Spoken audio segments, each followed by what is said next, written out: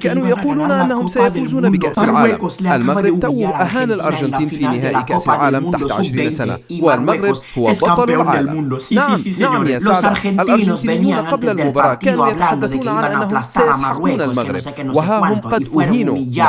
نعم أهينوا، لأن المباراة التي قدمها المغرب اليوم كانت مذهلة بكل المقاييس.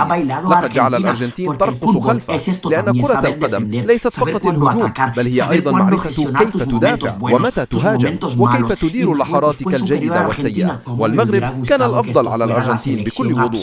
كم كنت أتمنى لو أن هذا حدث مع المنتخب الأول. أقولها بصدق، يا له من إنجاز رائع من منتخب المغرب من البداية إلى النهاية.